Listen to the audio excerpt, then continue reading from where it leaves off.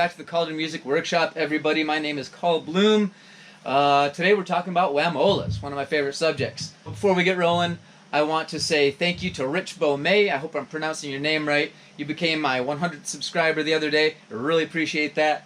I also want to say what's up to Straw Baby. Straw Baby seems to be one of my more regular followers and is always very kind and encouraging in their comments.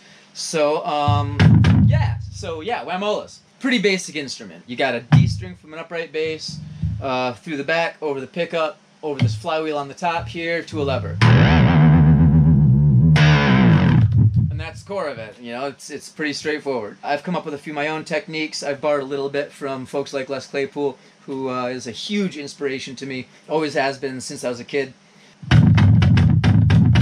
But basically, besides just coming up with your own techniques and messing around with it and figuring out what works, what doesn't work, the other big part is your effects bank.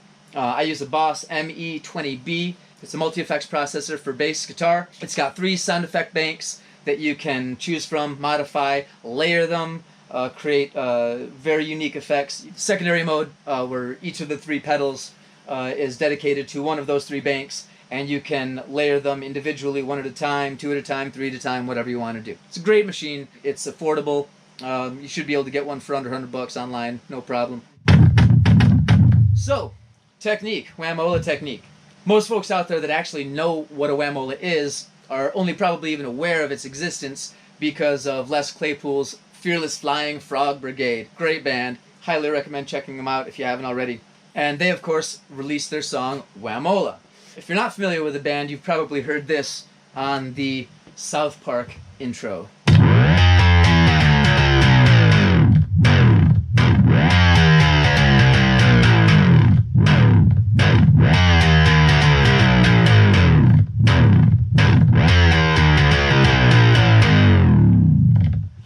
Again, pretty straightforward riff.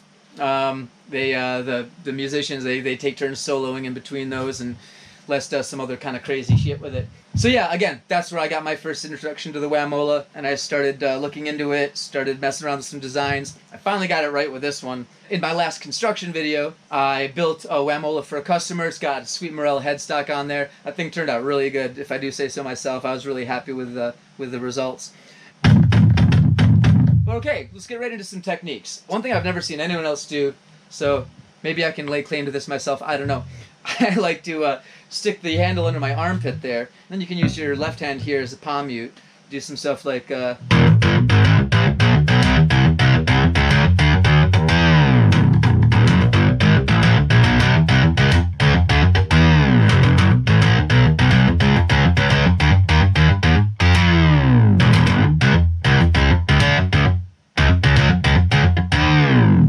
The only time I've actually ever recorded with a whamola is on my band, The Brothers Crunch 2020 release.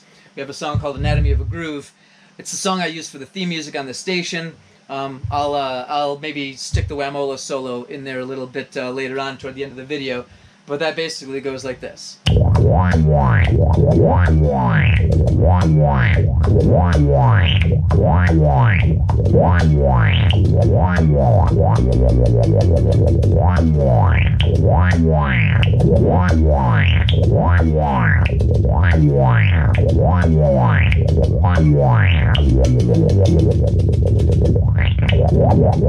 love that effect. It's that's a reverse crybaby with some synth, a little bit of distortion, compression. Again, I use the layered mode, but yeah, it's a lot of fun. I should take a second to talk about the stick that you use. I'm just using one of my brother's drumsticks right now. I couldn't find mine. I was really hoping to show you the stick that I use for this. I actually use a stalk of cannabis. A lot of you are probably giggling at that right now. It's great for this application because it's super lightweight. You can move it really fast. The fibers are softer, a lot softer than a wooden drumstick, so it's a lot less harsh on your string. You can probably see that I wrapped this thing in some duct tape. I did the same with my my cannabis whamola stick. I also actually included a little piece of felt right near the tip. Gives you a little bit of a different feel. If you want a bit of a softer attack, use that felt. Otherwise, my stick is actually wrapped in electrical tape, which probably works better than duct tape. Duct tape gets kind of brittle after a while. That electrical tape will stay nice and soft and won't start peeling off and flaking off on you. Another thing I really like doing is just using it as sort of a tapper on the fingerboard itself.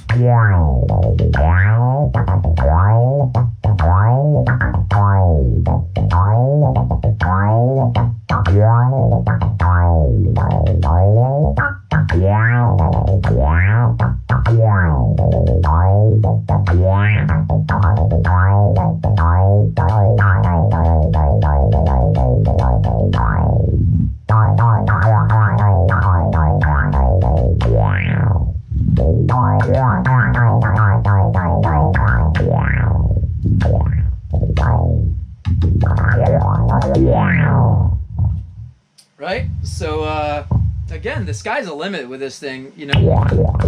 Well, maybe not the sky, but, you know, upper atmosphere. The lever having such a relatively short range of movement, it's about an octave. You can get some really good vibrato in there.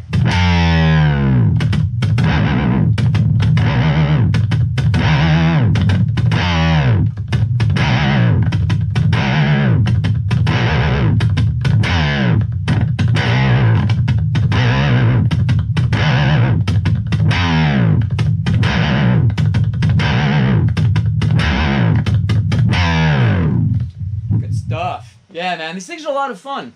It is a D string from an upright bass. I usually tune it to about an E. You really don't want to go any higher than an F, or you're going to risk breaking the string. And they do break. It is the reality of the Whamola. It's basically using the string for an application it's not really designed for. But it works. When you do tune it up, I like to have the lever so that the tension of the string naturally brings it up, so there's just this little gap right here. I've got my little adjustable stopper there.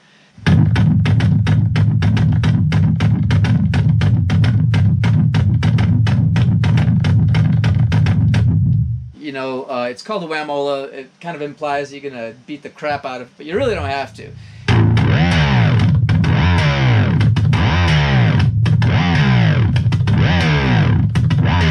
You know, you just give it a little tap and it makes plenty of noise.